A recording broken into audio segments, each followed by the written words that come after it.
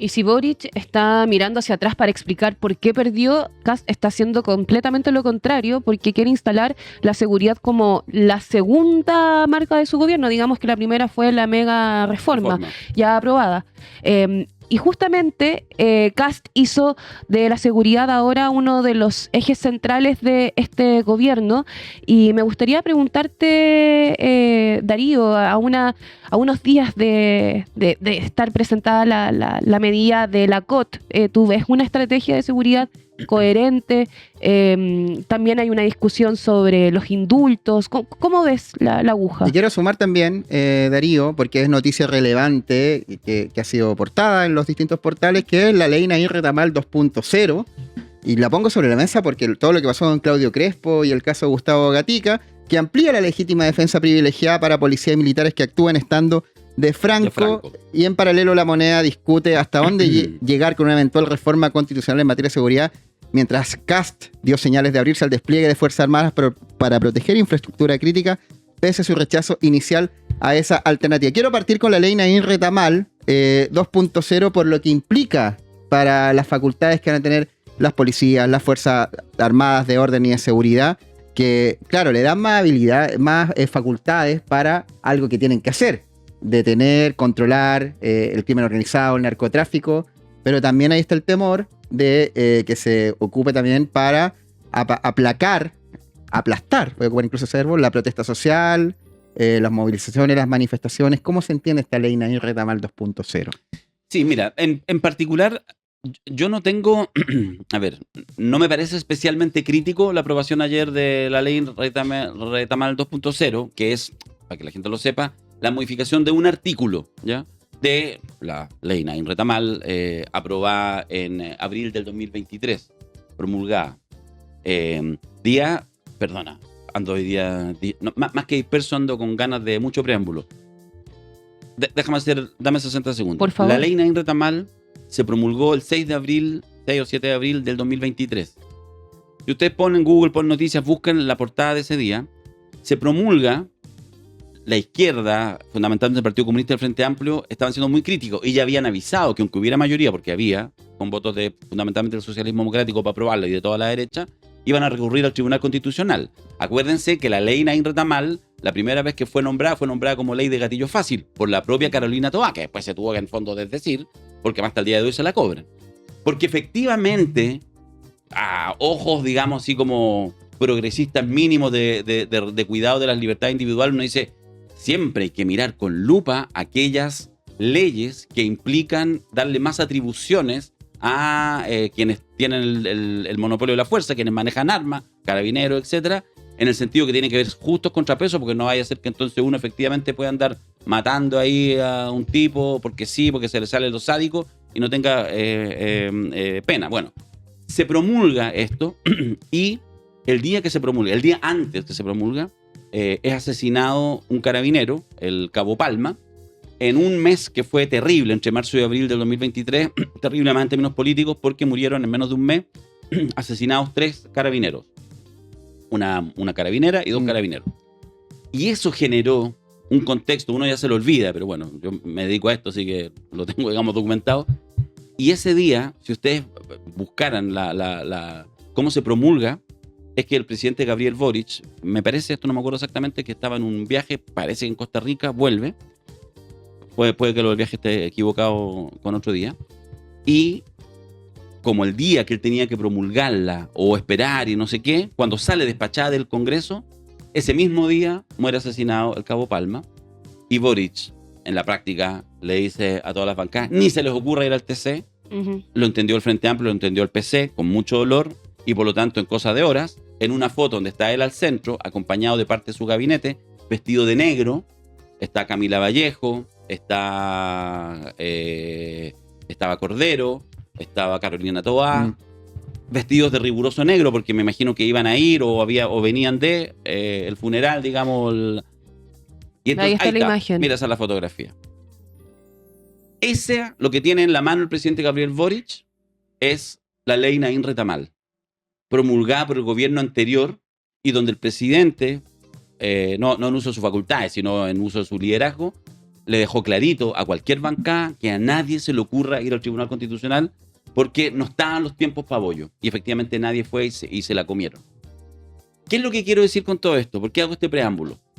Porque entonces, lo que tenemos ahora, la ley Nair Retamal, que de hecho se presentó el mismo 2023, ya estaba presentada en el gobierno anterior por parlamentarios, donde hay algunos, como Jaime Araya, del exoficialismo, la actual oposición, y muchos de la derecha, donde hace una cosa que en ese sentido puede ser casi un poco menor, porque el problema está aquí.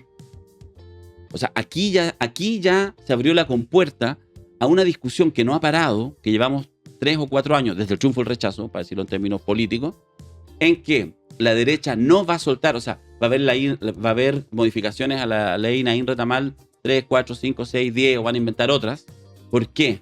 Porque no me cabe ninguna duda, no tengo pruebas, pero tampoco tengo dudas, que la ultraderecha y la derecha no van a parar a seguir inventando distintas cosas que sigan dándole más atribuciones a las fuerzas policiales, a carabineros, a las fuerzas armadas, para además poner una cuña severa con la izquierda, y ojalá siempre que se apruebe, pero ojalá sin los votos de la izquierda. Porque eso, más que la aprobación de la ley, yo creo en esto, les interesa seguir señalando con el dedo y decir a la izquierda son amigos de los delincuentes, son amigos de los violentistas, son los octubristas, no quieren a carabineros, no quieren la seguridad. Ese es el encuadre. Entonces, me di la vuelta larga, Seba, porque me parece que lo que pasó ayer casi pudiera ser secundario, porque en realidad hay un ecosistema instalado en que está dura la cosa, porque no van a soltar, porque tienen, termino con esto, lo que yo he llamado, cuidan su fuego sagrado, la ultraderecha, que es el tema de la seguridad.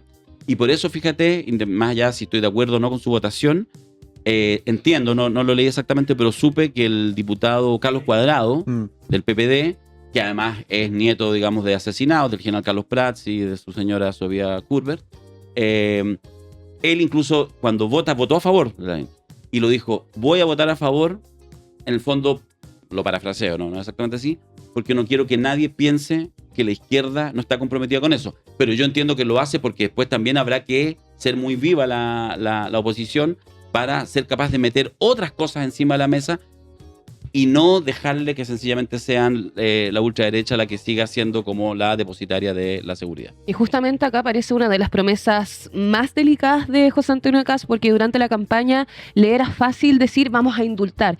Ahora que está en la moneda, tiene que decidir a quién, cuándo y por qué. Y su propio sector ya le está metiendo presión. Darío Kast ha dicho que utilizará su facultad presidencial para indultar, pero asegura que va a analizar los casos uno a uno. Sectores republicanos ya están presionando por una definición. De esto apareció Ignacio Urrutia, dijo que sería una señal espectacular comenzar los indultos el 11 de septiembre para la conmemoración del golpe de Estado. Y ahí diputados republicanos han identificado casos prioritarios. Darío, si es una promesa explícita, implícita, ya conocemos a José Antonio Kast, esta fue su tercera oportunidad y ganó la elección, y además es una atribución presidencial, sabemos su línea ideológica. ¿Tú crees que esto, primero, tendría que sorprendernos que indulte, y segundo, está atrapado entre cumplir una promesa y evitar un problema político? Yo creo que no, porque te cito lo que dijo el ministro de Justicia la semana pasada. Yo ayer lo miré con atención y creo que, si lo interpreto bien, abre la puerta a lo que quizás puede ser la estrategia del gobierno. Antes de eso decir, porque además en este minuto comparto pantalla con la fotografía de... Mira, ser pinochetista me parece, a esta altura del partido, ni siquiera tan condenable, pero este es un sádico, Urrutia. Porque hay pinochetistas y pinochetistas. Y hay pinochetistas que son unos sádicos. ¿Cuál es la diferencia que hace? Lo que digo es que, o sea, cuando él plantea esto, o sea, dice, mira, quiero el indulto para todos los militares, digamos, acusados de crímenes horrendos, de desapariciones forzadas, de tortura, etcétera, de todo aquello que ya sabemos. Entonces, me lo da un día, ¿qué día? El 11 de septiembre. O sea, lo pide el regalo con un moño. Y además ocupa un adjetivo espectacular, que viene de espectáculo. Es el estilo de Urrutia, ya nada nos sorprende, pero si ahí lo grave de Urrutia, antes de ir a tu pregunta, Yeye, lo grave de Urrutia es que personajes sádicos y malignos como este tipo ha habido siempre, pero hasta hace no tanto tiempo atrás, durante todos los años en dictadura, postdictadura, en democracia, etcétera, siempre estaban como en el borde de la política. Y siempre en el fondo, insisto, personajes como estos, imbéciles como este ha habido siempre. Pero hoy en día, gente como Urrutia está en el centro de la política. Es decir, son ellos, algunos menos estridentes que él, pero que hace una semana atrás votaron con mayoría toditos, toda la derecha, no solamente los Urrutia, Claro. toda la derecha votó a favor de decirle al presidente, oye, ¿por qué no indulta a Maturana, que fue quien cegó Campillay. a Fabiola Campillay, que no estaba ni siquiera en una marcha, cosa que además podría estar en una marcha? Venía del trabajo. Venía del trabajo, estaba en un paradero esperando micro, por el amor de Dios. Entonces, eso, fíjate, es lo que yo creo que es muy grave hoy en día y por eso creo que hay que hacer esta conversación. Vuelvo a lo que preguntaba Yeye. Yo lo que tengo la sensación, pero es solo una apreciación que me la formé ayer y anteayer preparando el tallercito que hago los días martes, el Cuarto Reich. Y ahí miré las declaraciones, creo que las vi por lo menos en la tercera, el 2 de agosto, del ministro de Justicia Rabat, donde él dice, ya hay unos indultos firmados, ya que todavía no se conocen, y no adelantó nombres. No hay, dijo así casi textualmente, gente del 73, digamos, casos del 73, ni del 2019. Y hay un segundo paquete de indultos que se está preparando, que todavía no están firmados, donde tampoco están. Así lo dice. Y esto se verá caso a caso. Ya, perfecto, uno dice, oye, el medio portazo. De hecho, el titular sugiere una especie como de portazo, Claro. casi a la... Pero después en sus declaraciones señala, mire, nosotros como gobierno no vamos a avanzar en una ley de indulto general, que es lo que está pidiendo, porque eso es materia del Congreso. Entonces, si ello, y cita de hecho al ex carabinero Zamora, que actualmente es diputado republicano, que había hablado un día antes, diciendo si el gobierno avanza, vamos a avanzar en el gobierno, vamos a avanzar en el Parlamento. Bueno, a mí me da la sensación que lo que hay acá es detrás una estrategia armada, configurada, para lograr mayorías en ambas cámaras, para hacer una gran votación y para eventualmente proponer un proyecto de ley de indulto general, bla, bla, bla, bla, bla, que en el fondo implique dejar libre a los violadores de derechos humanos del 73 y a los violadores de derechos humanos del 2019. Y eso con el gentil auspicio del gobierno, porque en el fondo aquí podemos estar en escena de una coordinación piola entre el Ejecutivo y el Parlamento para que el peso lo cargue el Parlamento y no se ensucie el gobierno, y el gobierno solamente sea, entre comillas, entre muchas comillas, espectador de esta ley de indulto general. Hay una coincidencia que pasa justamente en este fenómeno. Recordemos que Boric indultó a condenados vinculados al estallido y ahora Kast podría indultar a ex uniformados por estos sucedidos, incluso durante ese mismo periodo. No estamos hablando solamente de Punta Peuco. Quizás es esta lógica, quizás, Darío, de ahora nos toca a nosotros. Sí, ellos piensan eso. Hoy nos toca a nosotros. El tema es que nuevamente muestran día a día, que no entienden de qué se tratan los derechos humanos. Es decir, ponen, y eso es muy brutal, porque en realidad en eso, y ahí donde hay un pinochetismo oculto, que viene desde el tiempo de la dictadura del 73, ellos siempre pensaron que había ellos y nosotros, amigos y enemigos. El tema es que hay un pequeño detalle, por ejemplo, en los indultos los 12 o 13 indultos que hizo Boric, ninguno de ellos era un agente del Estado. Claro. Es decir, cometieron delitos, ok, fueron, digamos, y por lo tanto, para avanzar, doy 12 indultos, buenos, malos, opinables, por supuesto. Doy 12 indultos a ciudadanos que cometieron delitos, que cometieron actos violentos, etcétera, que fueron condenados a 3, 5, que están en proceso, años de, en fin, y los sacan. Y los otros son agentes del Estado, es decir, no son amigos de ellos. Uno entiende que no por ser militar o ser carabinero eres de derecha, sencillamente eres lo que eres, digamos. Eres un funcionario del Estado. Entonces, con la naturalidad, y eso ha sido desde la dictadura, que ellos hacen entender y ellos hacen creer que efectivamente los uniformados son sus amigos. Y eso es lo que realmente brutal en este caso se va. Este año va a pasar algo que no pasa desde la dictadura, en un mes más. A ver. Que es un 11 de septiembre bajo un gobierno pinochetista, y me refiero a pinochetista en el sentido de que la gente que gobierna exalta La figura de la figura de Pinochet y su dictadura. Sí. No lo hizo Piñera 2, que votó por el Piñera 1 ni Piñera 2, que votó por el no, y en el Piñera 1, ¿tú te acordás? El 2013, en los 40 años, Los cómplices pasivos. los cómplices pasivos, y hubo toda una campaña de realmente repudiar los crímenes, algo que 10 años después cambió totalmente, se vuelta la tortilla. Entonces vamos a vivir por primera vez el 11 de septiembre y vamos a ver cómo este gobierno va a tomar esa fecha. Sí. La va a conmemorar, la va a celebrar, como ya está hablando de espectáculo el diputado republicano Ignacio Urrutia, y también por esta campaña de la diputada por el Distrito 9, militante del Partido Republicano, no hace tanto porque antes era más ligada a Chile Vamos, Javiera Rodríguez, que es muy joven, es millennial, y que tiene este hashtag que está promoviendo en redes, Presos por Servir, que es una plataforma destinada a reunir apoyo ciudadano para solicitar indultos presidenciales a ex uniformados condenados por hechos ocurridos durante el estallido, que el estallido social se suma a esta narrativa también como del demonio de los últimos años, como alguna vez lo fue la Unidad Popular. Esta es la nueva Unidad Popular, ya.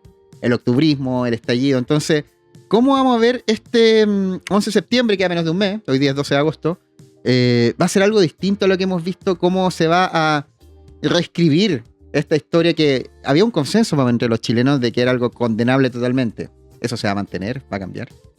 No, yo creo que se va a seguir acrecentando, pero incluso es más, digamos. Yo creo que si uno pudiera pensar, no digo que lo haya, creo que de repente dice estas cosas más espontáneas, más como que vienen de la guata de estos sectores de ultraderecha. Yo creo que ellos en realidad, casi hasta tú el partido más interesados en seguir blanqueando el 73, lo que les interesa es seguir cargando el 2019.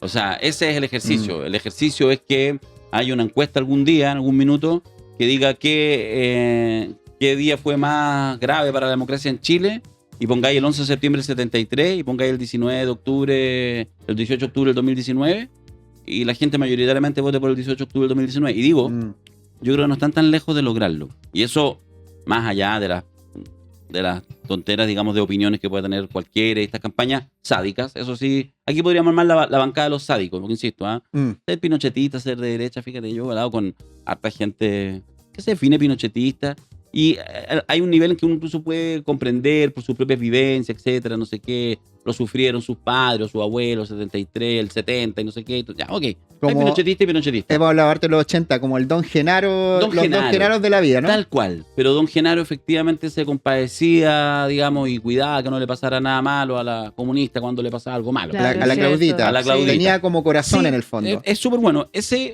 Mira, eso es parte del ecosistema, es así. ¿Qué vaya a hacer, digamos? Si mal que mal, después de 16 años de dictadura, igual sacaron el 44%, digamos, de votación por el sí, digamos.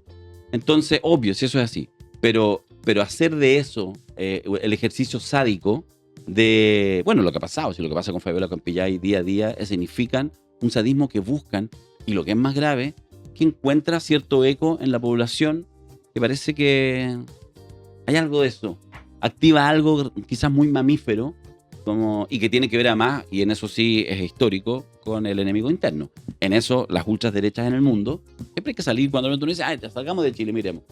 Sí, así funciona. Funciona con el enemigo interno. Funcionaba con Hitler en la década del 30-40 y funciona con Trump hoy en día. El enemigo interno siempre.